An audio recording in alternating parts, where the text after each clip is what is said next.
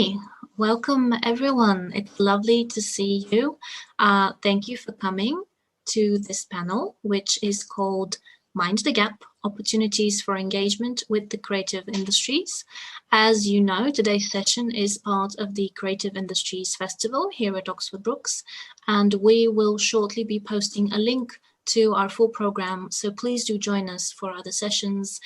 We've had some really lively and productive discussions so far, so we look forward to today's session and having you as well. I would like to give you a couple of housekeeping announcements before I introduce today's host. So please note that this meeting is being recorded. So if you would prefer not to be recorded, please keep your camera off. If you have any questions to our panelists, we'll make sure to leave a few minutes at the end for a question and answer session. You can record them in the chat and we'll make sure that we'll feed them to our speakers. And yes, please use social media, please use Twitter to tweet us your thoughts, and there will be a feedback form, so we would be greatly appreciative if you spare just a minute to give us a bit of feedback so we can reflect on what to do next year when we organize this again. Okay, so as I said before, the panel is called Mind the Gap, and the host today is Lucy Turner, who is Enterprise Education and Employability Lead and the School of Arts here at Oxford Brookes University, and she will be introducing the rest of the panel. Over to you, Lucy. Thanks, Maya. Hi there, everybody. Thank you all for coming. As Maya said, my name's Lucy Turner, and I'm here because I'm really interested in how we can build relations with our industry in the creative industries to bring them a little bit more into the focus for students and to close the gap between the student experience and the industry and that kind of experience they get once they finish university, so it's not as daunting for them when they leave and they can feel a little bit more career confident. And I'm co-hosting today with Elizabeth Cameron. So Elizabeth, I'm going to hand over to you. Hello and everybody and welcome. Yeah, I'm Elizabeth. I'm the Elizabeth Cameron. I'm the Partnership Manager in the Enterprise team at Oxford Brookes University. I guess I feel very passionately about the relationship between industry and the arts and the value that it brings for both sides of the equation, but particularly for the students and people who are studying in that sector to make sure that they are job ready and confident, career confident, as Lucy said. I'm really delighted to have such a diverse panel. Actually, we've got a good selection of people from a range of areas, and I'll just quickly like you to be introduced to them. First off, Satoshi, who is actually an architect and interior designer. And I'd like to, Satoshi, would you like to say a few words about yourself? Hi everyone. Thanks, Elizabeth. And I'm Satoshi Sono. I'm Associate Director at Universal Design Studio. We are an architecture and interior design studio. And I'm an architect. And also, I run a postgraduate architecture design studio. It's called ADS6 at the Royal College of Art. So I will be joining kind of on this panel as a kind of both sides, I suppose, in the industry as well as the academic side. That's wonderful, Satoshi. It's great that you've got both sides of the equation there for us to draw from. Rachel, Rachel Hymas, would you like to introduce yourself to our audience? Yes, thanks, Elizabeth. So I'm Rachel Hymas. I'm a hybrid of many things. It's kind of hard to put a label on it, but I'm a founder of If Not Now Then When, which is basically a platform for creatives. And the idea really is to motivate people with podcasts, events, and various other creative collaborations, basically for people to believe that their aspirations are attainable. And I think that through my knowledge of being, I guess, a multidisciplinary creative, I studied architecture. I also am an interior designer, podcaster, various other things. I think that my navigation through my career has been a difficult and quite an exciting one. And I really wanted to be able to pass that on to others. So that's me in a little nutshell, I guess. Lovely. Well, I think you're going to have some lively comments to this whole conversation. So that's great. Thanks, Rachel. Anne, yes, Anne Padley, would you like to just say a few words about yourself? I know you've got, I think you're coming from overseas, aren't you? You're and you have a kind of a wealth of experience in terms of innovation thinking and university or from an academic perspective as well. Yeah, that's right. Hello, everyone.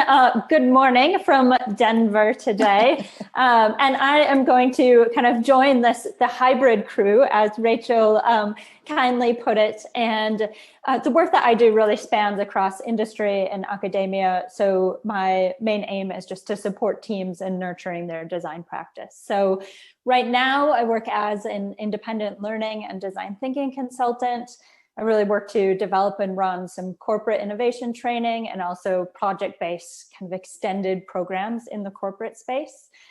But in addition to that, I'm an honorary senior lecturer and also the former undergraduate program director at the University of Bristol's Center for Innovation and Entrepreneurship. So it's really this combination of work that I'll be able to draw on today.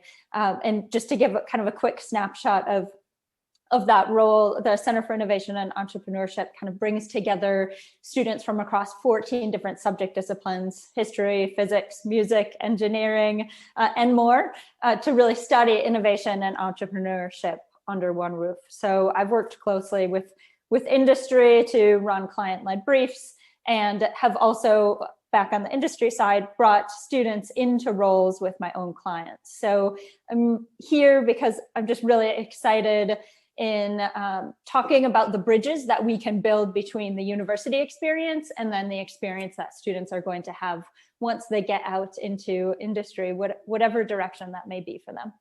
I love that, Anne. It's I'm really, really excited to hear more about your experiences from working client side. Actually, I know how valuable that's going to be. And Angie, all the way over in Wales, I think, aren't you? And you've got some great Wales. in West Wales. Lovely. Is it raining? It's certainly been raining. It is. It's living up to its reputation today. So I'm Angie. I'm the Research and Enterprise Coordinator in the School of Art and Design, which is part of Cardiff Metropolitan University. I'm part of the professional services team within the school, so not an academic, and I have a incredibly random role from having helped run our incubation unit for the 6 years that it ran, and so that was supporting 63 of our grads over that period of time, to currently having a little cohort of fine artists developing their careers with external support from a charity as well. And I get involved in a lot of those really important, I think, activities that pull together the school and the rest of the world, especially within the creative sector within my city. And that sort of, as I say, just opens up lots of opportunities then for our students. And I get sort of, again, very randomly involved in various of our programs, such as our Mind Your Own Business program, a little bit of input into the new Masters Creative Enterprise program. And yeah, anything else that gets chucked my way, which is great. And like the others, I've got a bit of a varied background. I originally studied politics and management, and then was a management consultant for the best part of 20 years with my own business with another guy. But then went back to university and did a degree in art and aesthetics. So I hope I bring a bit of the business now sometimes into the school, but with a bit of an art sensibility as well. Well, thanks so much, Angie. It sounds really fascinating. And I love the fact that actually all of us have got this hybrid background, and we actually all seem to straddle, art and business, culture, creativity, academia, and creative industry. So I feel like we're all going to be jostling for space in the conversation.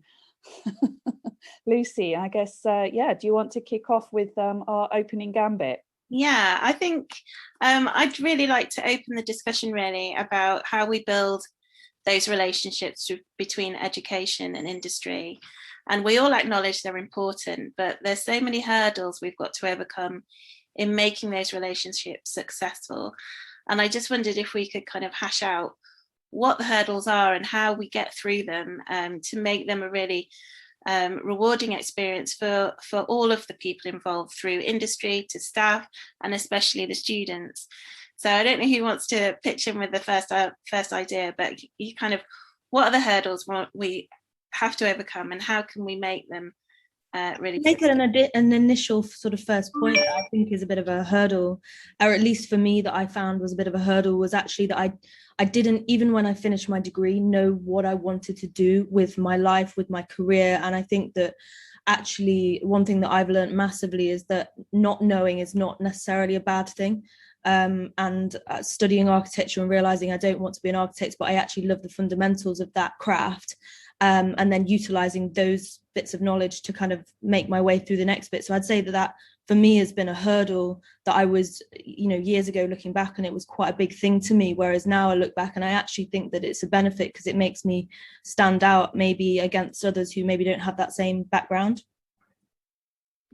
Yeah, I think that's really true. And I think even students who come onto the degrees that are on offer at university, quite often they've come because it sounded good and their mates have come or whatever, and they've come for all sorts of different reasons and they still don't know what they want to do. And one thing that we were trying to encourage the students to talk about last week in the previous discussion we had was about how do we get you to say yes to things? What do we need to do in order for you to kind of see the value in trying loads of different things because you still don't know what you want to do? And even this afternoon, I've had a student reply and say, I really like that idea about the yes. Just saying yes to things is really important. And she's even wrote a blog on it. So it's really exciting. But, in terms of the industry sort of working with us in education, from my own perspective, I think I've found timing to be a real kind of challenge in terms of they want things yesterday, or it doesn't fit in with the curriculum and the timetable. And I don't know what anyone else has experienced like that. Well, I think maybe I can a little bit talk through the my kind of side of the teaching side, and because I teach architecture, and architecture education is quite a long kind of duration, starting from the foundations up to I feel like I'm still studying, even I teaching as well, and I think it's quite important that student has opportunity to be able to participate in industry levels in quite earlier on. So the example is RCA that we have. The course, the terms brief is called the live project, which is basically that the entire studio is encouraged to be able to have programs based on working with the real context of the research, or potentially be able to work with the real industry. So, and my studio is it's based on very much in the makings as a kind of the part of the research, and so that we worked with the local authorities or also even developers together to kind of as a part of their research, the student research agenda. And the good things is that they'll be it's facing to the reality of how difficult it is to getting things built, but at the same time they are able to get some of the things built as well as a part of the research project in a way. So the student can benefit in a certain way, and also it will kind of having probably harder time over the budget to construction reality, but at the same time, I suppose the industry as a client side is probably be able to benefit of the having or realizing certain kind of unique project that it might not happen without having this sort of support. So I suppose, timing is definitely important. Earlier on, if you can get engaged, I'm very much kind of it's like to be engaged in the professions as an industrial side and also the education teaching side as well. So hope this kind of like connection between them will be able to continue but it's obviously it's not that easy subject to do in to making it to realized, especially with kind of economic reason, I suppose. Yeah, the financial side of it is quite a challenge, isn't it? Having time to give up your time to kind of, even if it's just a bit of feedback to the students, depends how much you kind of embed them into your business or embed them into your project. And I think it's quite interesting what you said about innovation. Do you find that student projects and the involvement of students makes the ideas more innovative because they're not constrained by the pressures and realities of the actual project? Do you find them more innovative? Yeah, I think so. It's especially in the making side. It's we try to let the students approach with the manufacturers as a collaborators, and they tend to, as a kind of academic project, they tend to be, it's more participatory in the UK, and so we just recently worked with one of the oldest architecture kind of terracotta manufacturer in order for them to fabricate terracotta bench. It's going to be first terracotta bench in London. I think it's going to be built in Vauxhall, which is funded by developer, and something like that. It's such a small quantity. I think it's a very difficult for such a manufacturer to be able to assist young designers in order to be able to realize. So on that sense, it is very much innovative sort of way of working and realizing and connecting academic and industry. One thing that kind of comes to my mind from all this is, we're thinking about, like the lack of constraint in terms of realizing an idea that the students have by, being able to, they can come up with some really great thinking. But I'm curious about what the clients feel about working with students, and do they understand that education and iterative process, that they are kind of designers in the making, makers in the making, they're at their early stages. And are they, are clients more open to work, sort of the brief that, or the results of their brief, they brief the student and we don't know what will come back. And, are they more open to seeing what comes back? Is anyone like to talk, or shall I? Well, Satoshi, yes, do please answer. Okay. Or if anyone else. Sorry, I feel I'm keep like talking. I think that's the most difficult bit. I suppose is second to the financial issues or economic issues. I think it's some other example is not so much as realized as the buildings as well. So we worked with another developer called British Land, and they sponsor London Design Festival. So in a way, it's like, from their point of view, it's kind of, it's what they like to do is that find a way of be able to kind of actively engaging with, it's a young people in a way, and that's the kind of part of their collaboration. So students had the opportunity to be able to exhibit some of the work, which might be more, it's focusing on their agenda rather than, the developer's agenda possibly. But at the same time, there's a different way, I suppose, to be able to make that sort of collaboration happen. I think as a student, it's just invaluable to have that professional experience. And the one thing that I was just going to add there was that, and I mentioned to Lucy prior to the call, was that I was quite lucky really that as an 18-year-old, I actually basically had, it was actually a networking situation where, and this is where I think network is incredibly important, and what you actually gain from being in the professional realm is not just experience on site, but it's also actually you're getting to meet these people that are invaluable in your career. And I think that my experience actually was that I worked in an architectural practice for 6 years, and they actually sponsored my degree, my architectural part 1 degree. And I cannot thank them enough, not from the perspective of the degree side necessarily, but actually the fact that I was able to experience what it was like to be in an office. And I think that maybe I'm skipping forward a little bit, but I think that the being able to sort of bridge the gap and get the experience like Satoshi was mentioning, it is invaluable from so many different levels. Anne, did you want to say something? Thank you, Rachel. So I was backtrack a little bit. I was just going to jump in on Elizabeth's point there about what that looks like for the clients. And what we've seen at the Center for Innovation and Entrepreneurship is that it really depends on the value of the partnership that partner is looking for. So we've kind of started to work through the different reasons why people come to us, the different reasons why clients will bring us challenges.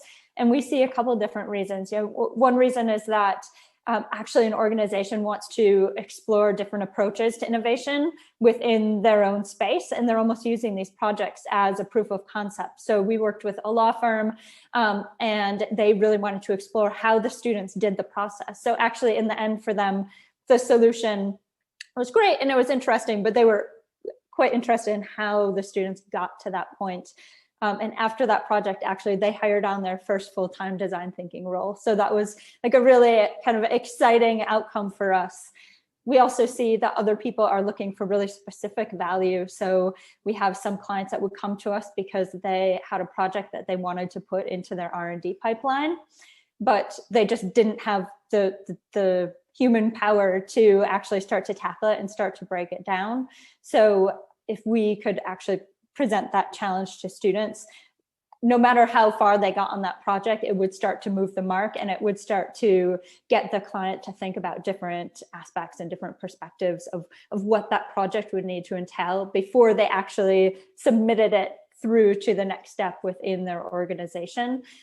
So I think that answer of like the end solution, it really depends on what that client is coming in for, and if they're coming in for that end piece, or if there are maybe some other elements of value that they're looking to pull out of the relationship. Yeah, I think that word value is really important, because I think, when I'm thinking about engaging with different people from industry, the one thing that I know is that they need to get value from it as much as the student. We all know the students will get value from their experience, as long as we've kind of set the project up to be successful. But it's the value to the people from industry and those clients. And I think, like you say, it is kind of identifying what it is that they're wanting you to work on. Is it a blue sky idea, or is it something very specific? And I think that's where we as the kind of people who perhaps hold the gatekeep, we're the gatekeepers, we have to kind of get that communication right, and we have to make sure that the brief is clear, so that we know what they're wanting and what they're going to value from it, so that we can communicate that to the students. And I think that element is really, really important. And Angie, I know that you've had some experience with the idea of client-led briefs across the whole School of Arts, where people have engaged in different modules. Do you want to tell us about that kind of principle? Yeah, I mean, we do a lot of that, and probably most of our students get involved with some kind of live project at some time. But I was sort of, out of everyone's conversations, thinking about how important trying to develop actually long-term relationships with the clients is. Because one of the problems you find is people want something doing straight away, and that just does not work in terms of fitting into the curriculum. So we try and build up sort of long-term relationships with people and try and link it to other things that we're doing. So we're part of an HRC screen industry cluster with our other two local universities, Cardiff Uni and USW. And so we were able to, and some of our staff are co-investigators into the projects that they're doing. And some of those projects were very keen to get student input. So because that is a long-term relationship, we can then time it appropriately to either do a sort of quite a fun session, so people could gather feedback from our students and actually our staff as well, as potential users of a service, about how it would work.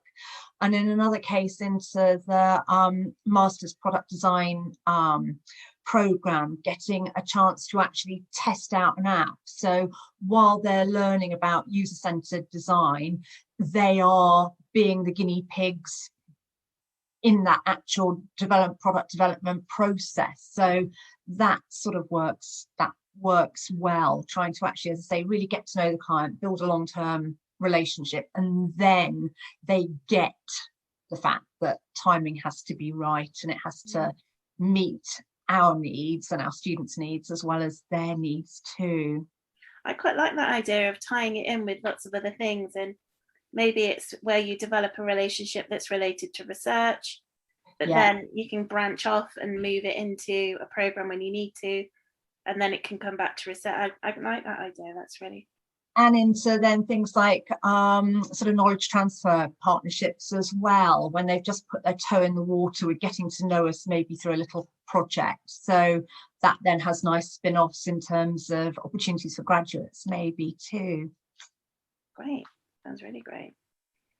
So Angie, in terms of the interdisciplinarity kind of aspect, the students that do the kind of mind your business model, they work across the subject areas, don't they? And you've timetabled it so that that's right. I think we're probably quite lucky, and I suspect Anne will have something to say on this as well, who might have had a bigger challenge with timetables, but our level 4, 5 and 6 sort of, so first, second and third years, all have fairly well integrated timetables within the School of Art and Design.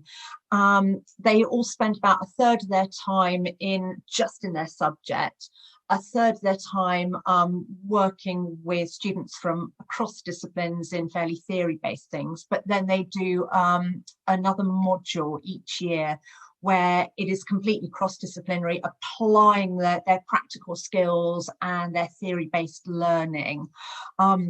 And one of the very exciting ones is called Mind Your Own Business, where we give them a little seed fund to actually set up a business, and pulling together groups of 4 from different disciplines and students who don't know each other preferably, to have come together over 5 years to set up a little micro business, design a product or a service, and then do all the business planning, the marketing, actually make it and then sell it. And then they can keep the profit, which is rather nice.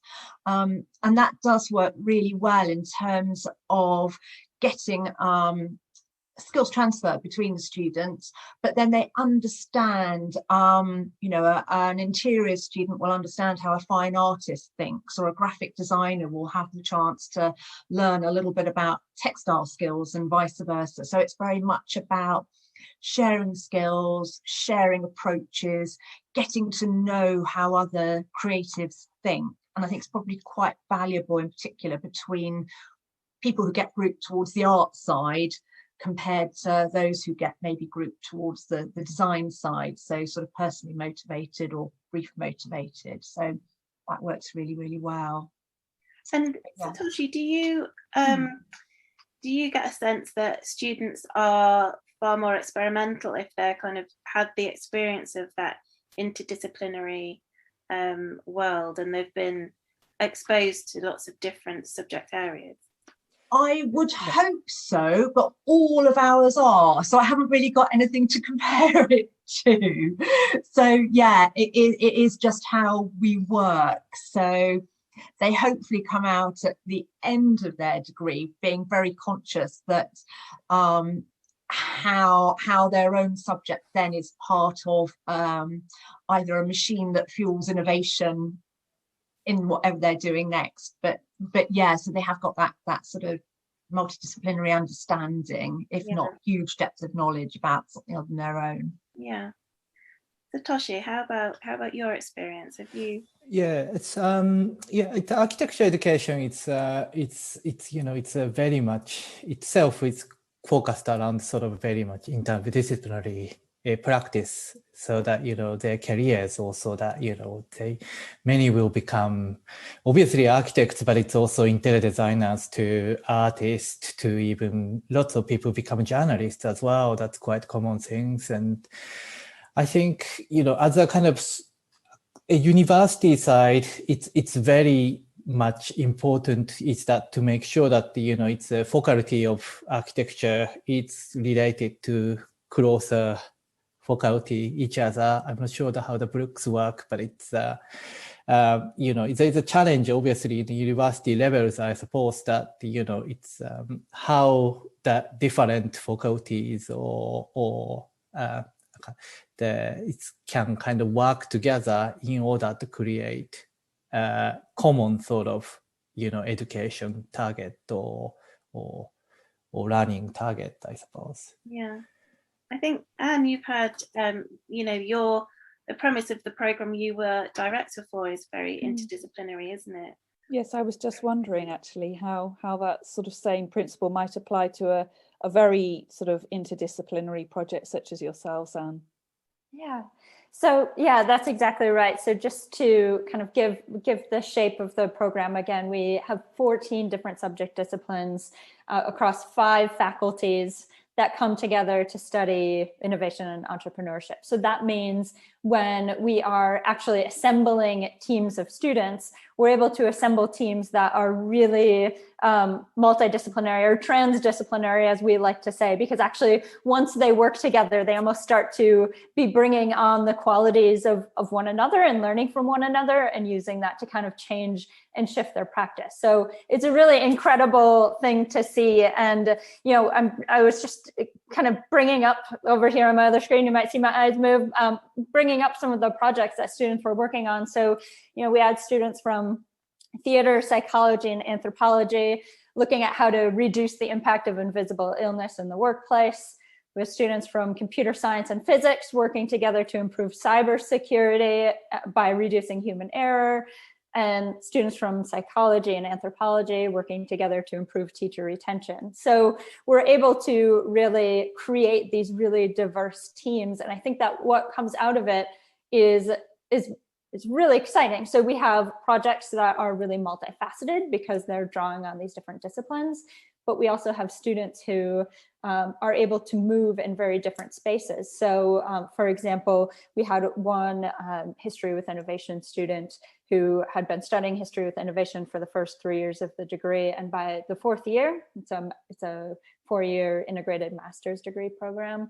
So by the 4th year, they had worked with some other students from film and television so much that they actually realized, hey, what I'm really interested in is moving my love of history, but kind of moving that into the film and television space and seeing how I can combine that. So now they're studying innovation, history, and film and television in some way, shape, or form. So to me, that's what's really exciting, is that we're able to really merge these disciplines in a way that traditionally, you went to university and I went to study art history. You went to university to study one thing, and that's the thing you studied. So I think that's the part of this interdisciplinarity that the projects, like project-based learning, can really help bring to the table.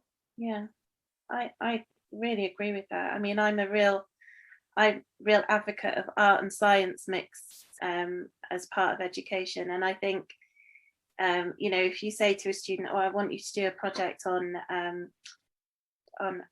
antibiotic resistance in tuberculosis, and if you said that to an art student, they'd be thinking, or an art and design student, how can I interpret that? And I think trying to bring in industry that is more diverse than just someone asking a graphic student to design a logo, I think that's where we can really make a difference, where the industry projects that are coming in are kind of almost far removed from what they're studying in terms of the day-to-day, but actually how can they apply what they're learning to these kind of diverse projects, so that they are a little bit more outside of their comfort zone, a little bit more interdisciplinary, and they can start to see how their skills can be applied in different sectors and in different spaces once they've left university, so they can see that it isn't just a single straight line, and that their careers will map in lots of different directions. And I think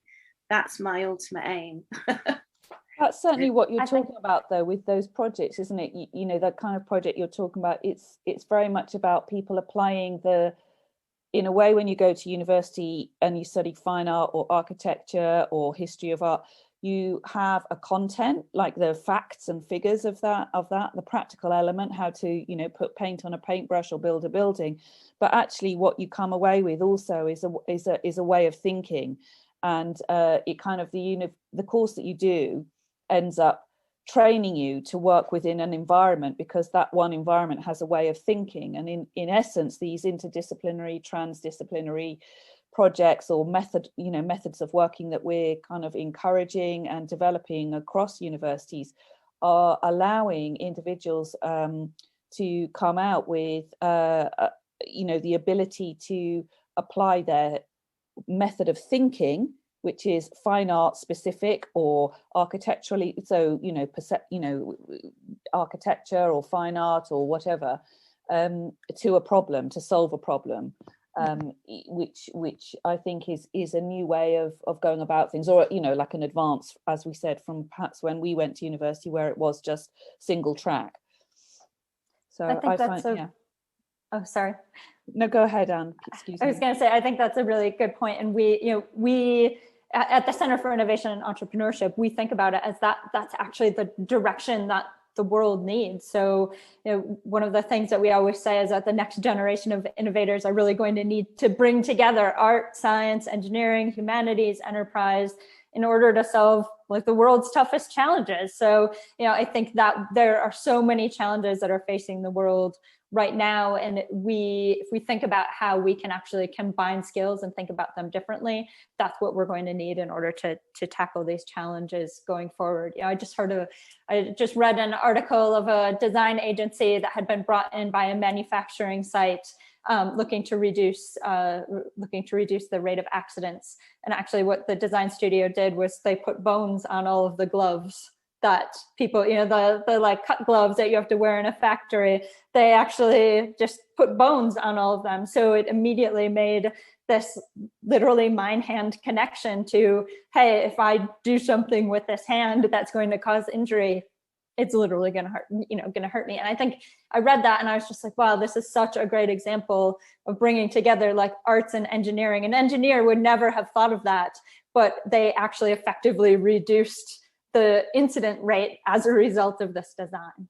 Yeah, definitely.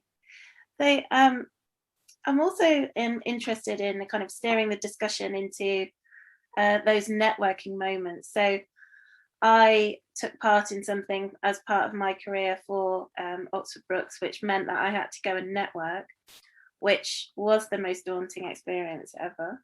And I still don't like the way that they were expecting you to network in the coffee breaks, to just randomly walk up to people and have a conversation. That filled me with fear. And, for me, I found that networking, I prefer to do in a much more kind of low-key way, rather than that kind of exposing and kind of walk up to random people and just kind of have that person saying, you need to talk to so-and-so, and those sorts of introductions and that sort of way of networking. And I just wondered, we offer students lots of different networking opportunities in different schools within our faculty, and some of them are not as well attended by students as others. And I just wondered what's been a successful kind of networking experience for you guys. And Rachel, you've got quite a lot of ideas around this, because that's what you originally started with your business. And I just wondered, what's everybody's kind of thoughts on networking with students? So if we put a person from industry in a room, what do we expect the student to do, and how can we help them overcome that fear of the first step of making contact?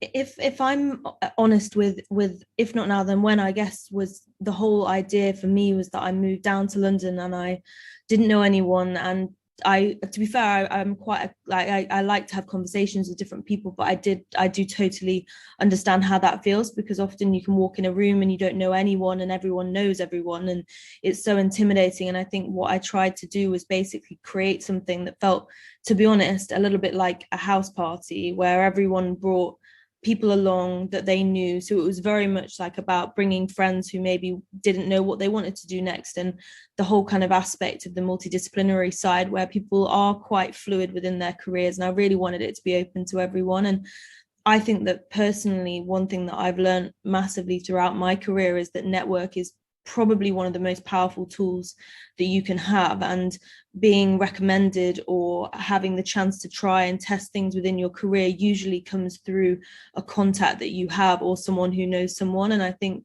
that breaking those things down and actually also kind of realizing that everyone else in the room is probably feeling the same. I had a really interesting conversation actually with one of my podcast guests. I won't name her name, but she's quite high profile, and she said that actually she often goes to networking events, and because she is quite high profile and very well known in the industry, often people think she's quite standoffish because she actually is incredibly nervous in those situations, and she has almost a flip version of it, whereas I was thinking that she must be, you know, really happy to turn up to these things. So I think everyone has that kind of nervousness. Don't know whether that answers your question or not. Yeah, definitely. I think, like you say, bringing people that you know, that's a really good idea.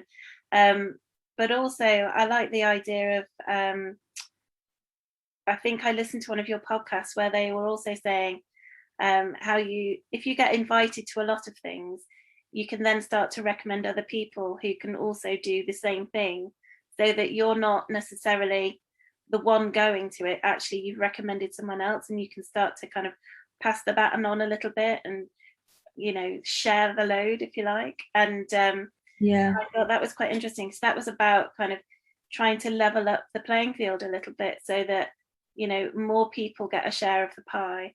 And I think in terms of internships and opportunities for students, one thing that I'm particularly drawn to is the idea that the students have such differing levels of social capital.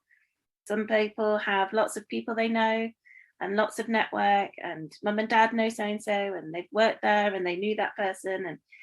And then you've got other people who just generally do not know anybody, and you really need that connector, that person going, oh, you know, you should go and meet this person or have a conversation with them. I recommend this person.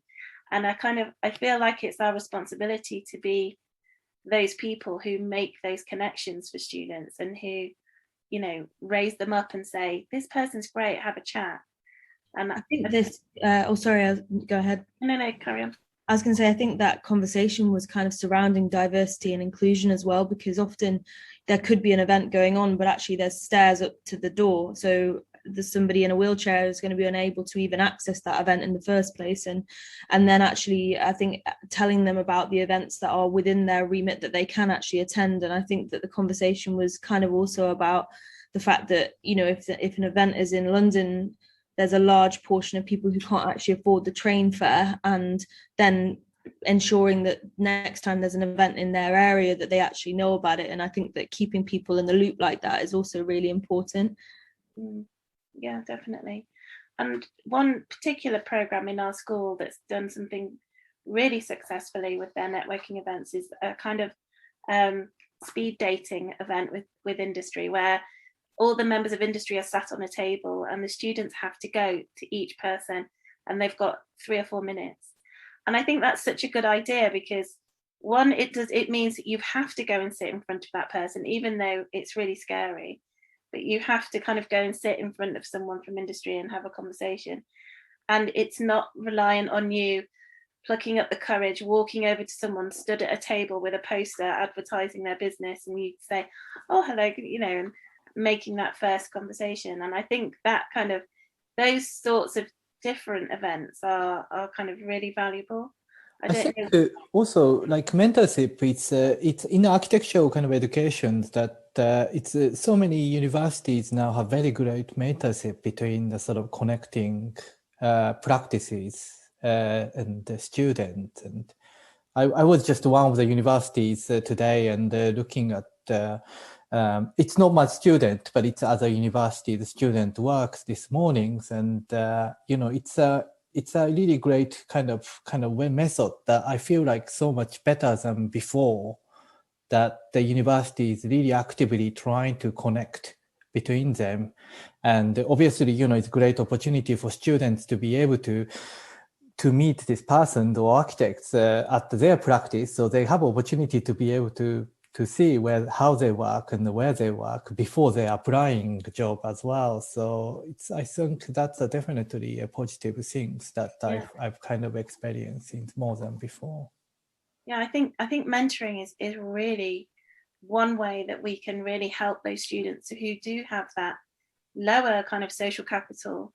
We can sort of put them in touch with and connect them with mentors that can kind of raise their confidence and bring them out of their shell perhaps, and give them a little bit more exposure than what they would have had normally. And maybe they're the students we need to target with mentoring more so than anyone else. Although how do you get to know whether the student is in that situation? I think we've got some questions that we need to address.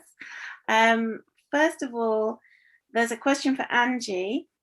Thank you for the insights into Mind Your Business. I'm interested if you have noticed any specific gender dynamics in the projects. We had a session earlier this week on girls, women in the public eye and leadership, where we talked about a decision-making curriculum rather than leadership to facilitate empowering practices for young women. Do you think Mind Your Business can be a program achieving similar aims? Wow, that's a good one. And it's an interesting one, because in our school we've probably got, I honestly don't know the numbers, a good few more female students to male. But thinking back to the last X number of years worth of, say, presentations at the end, I would say that the people taking the lead, say kicking off the end of module presentations, have probably been split 50-50. But no, I actually haven't noticed whether there's any particular gender bias. We've probably done some stats on it, but I'm not sure. For our incubation unit, what we've found, which we used to run, was we had a lot more women join it than men proportionately. A huge number more female students go into it than males. So yeah, that's interesting. I wonder why that was. Yeah, any thoughts on why that might be? I think probably a lot of it is out of the fact that we just have a lot more female students really than male, but we haven't really dug down into it. We probably should, definitely should. I think art and design is definitely a female dominated subject at university. I know our foundation program has a significant number of female students compared to male. And I think our fine art program has quite a significant proportion of female. So yeah, we have, it is a sort of skewed pool. Another question here I've got: if 61% of creative industries professionals come from wealthy backgrounds and have those contacts, what more can be done for students that lack those personal networks? The speed datings are great, but at times it's difficult to follow on after the event organised for the students, for them to do the next steps. That's so true. We had an excellent panel on mentoring. So I guess, Daniela, we've kind of touched on that a little bit. And I think what's becoming very apparent, and what has been a really hot topic in all of the creative industries festival discussions that I've watched, has been this, what we need to do to be more inclusive in our industry, and how can we level the playing field and make it so that the students with this lower social capital are drawn to the experiences, are given the confidence so they can then make those next steps. And I think there's one thing putting a mentoring program in place, but then, how do we encourage students to engage with that mentoring I don't think it's just about that though, is it, Lucy? If people are not from if they're from a lower economic strata, for example, or that, you know, they don't have that financial capital at home, perhaps they're less encouraged to go into a creative discipline to study. And that's a really big topic at the moment, because of course the government are looking to cut that funding by 50% to university. So where we're already, you know, as universities offering art and design and creative industry teachings, that resource is going to be, you know, slashed. And we're already at a disadvantage in that, in terms of keeping a level playing field, because the grant system is no longer there. So you know, there's a massive inequality being played out and being perpetuated. So I'm not sure mentoring is quite, you know, enough. There's a great platform called Design Cam, which is incredibly powerful tool. I don't know whether you've come across it. It's been set up by Sabine Zettler of Zettler PR, but they've got, I think it's 15 different people who are sort of panelists, I guess, but it essentially is a platform that sheds light on various different inclusive networks. So if you are from a background that you don't have the finances, or if you are you found discouragement because of your disability or anything like that, it's incredible in terms of allowing people to kind of get in there a little bit more and build confidence and knowledge on various issues that are going on. And I think, to be honest, personally, I actually think that the one sort of issue that really seems to be quite a big one is that if predominantly most practices don't offer interns a wage that actually would allow you to live in the city or place, it not only kind of stops people at the end of their degree, but it actually discourages people from even doing the degree in the first place, because I think that often you'll look at a degree and think, actually, I don't want to study textile design because even if I can get a job, I'm not actually going to be able to afford to eat. And, you know, those things are often things that people don't have to think about, which is incredibly lucky, but then a lot of people do. So I think we forget, and certainly from the industry perspective, and it kind of leads into the final question in a way, but is that, you know, art and design is quite often a consumable area that you study, because once you've bought your books for economics or law, you've kind of bought them and that's it, and it's a one-time investment. But when you're working with a practical subject, you have to replace your resources regularly, and that costs. So you know, this is one reason why I think, you know, the sort of question that I think Lucy and I wanted to finish off, which is a bit of a humdinger, is what do we do when the industry wants our ideas, our fresh ideas, for free? How do we get around that? And I don't know, you know, we've got like 5 minutes to bring that one to a close, but yeah, it is a very, you know, very powerful question actually, because in a way certain sectors like fashion, for example, have absolutely thrived on what we would really term as exploitation of a lot of willing people wanting to be in that industry and do it for nothing. So absolutely. And I know at Kingston fashion, they've literally not had a placement year because they said, I'm sorry, we are not giving you students for free. So they, for years, didn't have a placement year, and everyone around them was doing placements. But because the fashion houses could say, well, we are, you know, Alexander McQueen, you can come and work for us for free, and they've got people who will do that, the ones that couldn't afford it just couldn't do it. And they've got away with it for years. And it's only now where people are now starting to stamp their feet and people are starting to take notice, that I feel like anyone's even thought about it in fashion before. I don't think that's necessarily true in every of our creative industry sectors, but definitely fashion is one of those really bad ones. Angie, were you going to say something? No? Oh, sorry.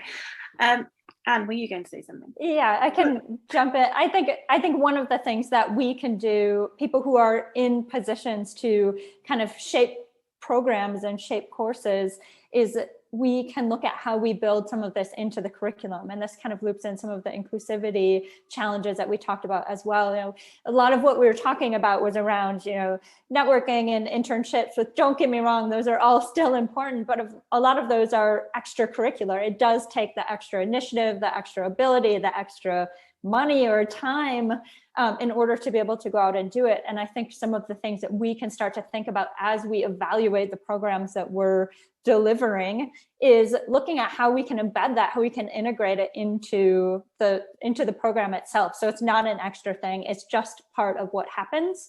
And that allows us to build up our students' portfolios, so they kind of start to minimize that challenge of like, you know, I wanted to apply for this job, but it requires experience. I don't have experience. How do I get experience if I can't get the job? That whole thing. So that, I guess that would be kind of my one challenge in this space is how do we start to embed this? How do we bring in mentors into the curriculum? How do we bring in live projects and live client briefs into the curriculum so that there is a place for it that's built in? Yeah, that's my mission. So if we were to take away one kind of action that we felt sort of compelled to do, you know, as people with the ability to make a difference, what difference do you think you would make? Question. I'll go first. So I think I would start to connect students with industry and make those kind of personal connections, so that students didn't have that kind of immediate first step fear, and that they were then able to start developing a relationship somehow with those members of industry that I know and that I can connect them with. And I think that for me is something that I would really kind of try harder to do. I have done it in the past, but I think I just feel like I need to try harder at doing that. Anyone else? I think, yeah, I was going to say, I think that is just the most important thing. I mean, we get a lot of speakers in so that students can actually meet them. We organise events sort of over lunchtime, so over sort of a sandwich and things like that, so people, students can meet industry professionals. But what is so valuable, and obviously lockdown in the last year has put the kibosh on a lot of this, is literally going to events, encouraging students to go to, and then almost grabbing them and by the collar and saying, hello, this is so and so of this organization, do meet so and so, you know, the student. And once they say hello, they're fine, but it is absolutely just giving them that little push to meet the professionals. Definitely. Anyone else? Yeah, sure. I just want to come in. I mean, I really would like to see more life briefs coming into the curriculum so that students get an opportunity to mimic professional behaviour. It's they have to respond to a brief, they have to have a deadline, they may not always have a budget, but they have to consider that. But more importantly, they have to present their ideas to someone who isn't their tutor. And isn't really, I mean, okay, it's a critical friend, but it's actually a real brief that means something to the client, and they have to already talk about their work to that client. And that, to me, I've seen such amazing results from students who have been quite shy and quite retiring in their course, initially not incapable by any stretch of the imagination, but just not confident about their work, and having taken part in a brief, presented a couple of times to the client, got critical feedback, and then consequently won, it's totally turned their attitude and abilities around. They've become a new individual almost, in terms of their work, professional life. And that, to me, is why I feel so passionate about engaging students with real-time opportunities that actually have a consequence in their professional ability once they once they leave student, the sort of safety net of a college. Yeah, definitely. Anybody else? I was going to say, more from a personal perspective, I think I feel like one of the things that I'm going to do myself as part of If Not Now Then When, I guess, is that the events that I've hosted have been open to everyone, but I haven't done any that are student led. And one of my intentions is to do some that are much more focused on allowing students to feel like they're part of the conversation as well.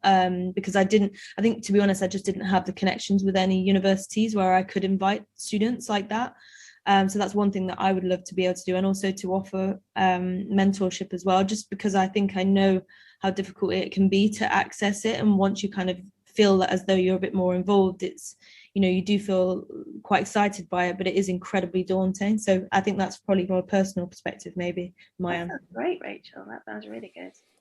Maybe I can talk a little bit of also my personal point as well, that you know, I came to UK to study architecture as a, you know, overseas student, and I think there are many kind of overseas students in all the universities, and I suppose that, you know, I guess it's a challenge is that how they can continue, you know, having connection and the relationship, being employed as well. That's another also the question. So the beyond the kind of university after graduate, it's whether it's legally be able to, you know, work there. And I mean, government, it seems like it's changing a little bit regulation. That's how I understand that they're going to start to have this sort of 2 years visa scheme for overseas students from this summer, which is really good, I think.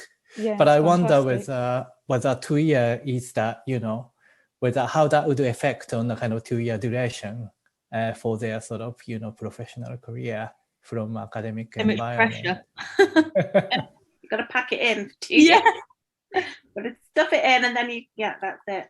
Yeah, it is really difficult. And I think our international cohorts, you know, we are very mindful at Oxford Brookes of, you know, making sure we're thinking about that kind of inclusion for all different students. And I know our publishing postgraduate program they developed a placement year at the end of their postgraduate program so that international students could stay for a little bit longer, and then the visa thing came back in. So but we are really mindful, and it is very difficult. And I think you know, in different subjects, not just in arts, it's kind of engineering and computing and things like that, have an enormous number of international students that really would benefit from lots of different support in their careers and things like that. Anybody else want to say anything? Because I'm very mindful that it's 4 minutes past 6. Rachel's got another talk to go to now. And I just wondered if there was any more questions or anyone wanted to add anything else. No, we all good? Okay, well, thank you, panel, for your really insightful comments. I'm very grateful to all of you for coming and sharing your thoughts with us. And hopefully this will be online in June, I think the team have said. So thanks to everybody for coming, and thank you for your questions, etc. And I hope you have a very enjoyable evening. I'm off to play netball in the rain. Thanks everyone for coming. Thank you. Thank you. Thank you. It's so nice. It was lovely to meet you all. Goodbye. Bye. Bye.